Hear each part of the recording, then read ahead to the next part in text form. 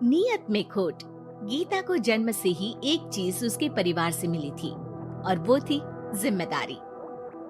बेटा गीता, बाजार से ब्रेड लेकर आ जा। तेरे छोटे भाई बहन को भूख लगने का समय हो रहा है। जी माँ, अभी लेकर आती हूँ। और तुझे बोला था ना कि नौकरी ढूंढ ले। पापा की नौकरी से अब घर चलाना बहुत मुश्किल हो रहा है। तेरे और भी 3 भाई बहन है बेटा। माँ, मैं गई तो थी एक फैक्ट्री में, लेकिन उन लोगों ने कहा कि मेरी उम्र कम है। ओहो, तो किसी और दुकान में देख ले या फिर कपड़े सिल लिया कर। लेकिन अब बेटा। हाँ माँ, मैं तुझे समझ सकती हूँ। मैं कल फिर जाऊंगी। बेटा देख ले, पिता भी बुजुर्ग हो चले हैं। मैं कभी कभी सोचती हूँ कि 4 घर का काम पकड़ लूं, लेकिन ये समाज। गीता माँ को गले लगाकर वहाँ से चली जाती है। धीरे धीरे वक्त गुजरता है और गीता के पिता से भी काम नहीं हो पाता है। अरे गीता की माँ, अब काम करते हुए हाथ कांपते हैं। किसी भी बच्चे की शादी नहीं हुई है। चिंता होती है, पता नहीं घर कैसे चलेगा। तभी पास की मौसी उन लोगों के घर आती है। अरे गीता की माँ, चिंता ना करो, तुम लोगों की परेशानी का हल है मेरे पास। आओ बहन, क्या हाल है? कोई खजाना मिल गया क्या? अरे खजाना ही समझो। गीता की शादी के लिए एक लड़का है। लड़का अच्छी नौकरी करता है, अपने 2 मकान हैं और शादी के बाद वो तुम लोगों का ख्याल भी रखेगा।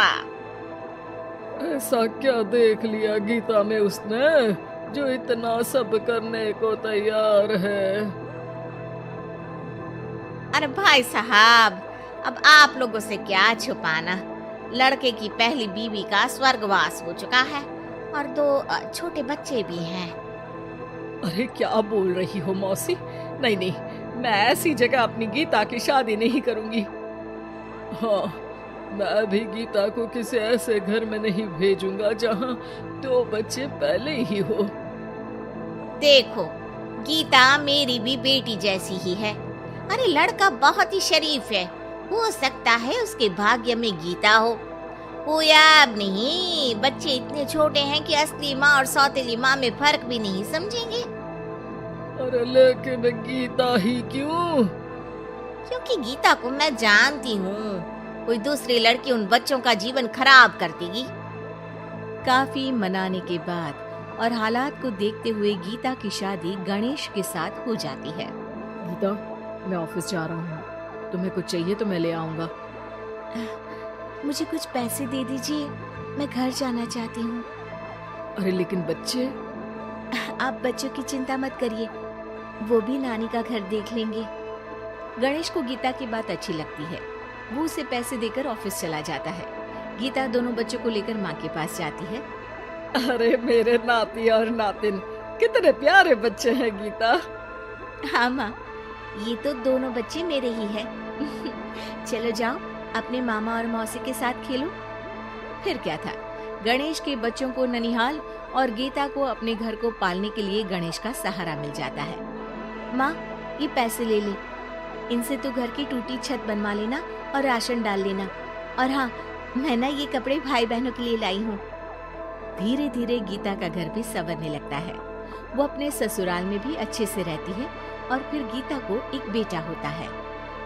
गीता, तुम चाहो तो अपनी माँ को यहाँ मदद के लिए बुला सकती हो। फिर क्या था, गीता की माँ बेटी के घर आ जाती है। लेकिन अब उसकी माँ गीता के बेटे और गणेश की पहली बीवी के बेटे से भेदभाव करने लगती है। अरे सारा दूध तू ही पी जाएगा, चल छोटे भाई को दे गिलास। लेकिन नानी, ये तो मेरा दूध है, वो अपना ग्लास खत्म कर चुका है। अरे चुप, बिल्कुल चुप, बड़ा आया मेरा गिलास वाला। तभी वहाँ गीता आ जाती है। माँ, ये क्या बोल रही है? वो छोटा है और बहुत दूध है किचन में। अरे बहुत है तो क्या सारा इस सांप को पिला देगी? अपने बेटे का ख्याल रख, कल को तेरे 2 घर में से एक का हक मांगेगा तो क्या करेगी? माँ, तो दोनों का ही तो हक है ना प्रॉपर्टी में। अरे ना बेटा, सारा हक इस छोटे का है। तू समझती नहीं, कल को बड़ा होकर ये तेरे बेटे को जान से भी तो मार सकता है। अब माँ सारा दिन गीता को गणेश की पहली पत्नी के खिलाफ कान भरती। अब गीता भी माँ के रंग में रंग जाती है। एक दिन, सुनिए ना, हम लोगों के 2 घर हैं, एक घर क्यों ना मेरे बड़े भाई को दे दे, उसकी शादी हो गई है।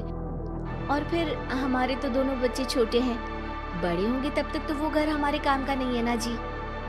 सीधा साधा गणेश क्या कहता, वो मान जाता है और फिर गीता का भाई उसके एक मकान में शिफ्ट हो जाता है।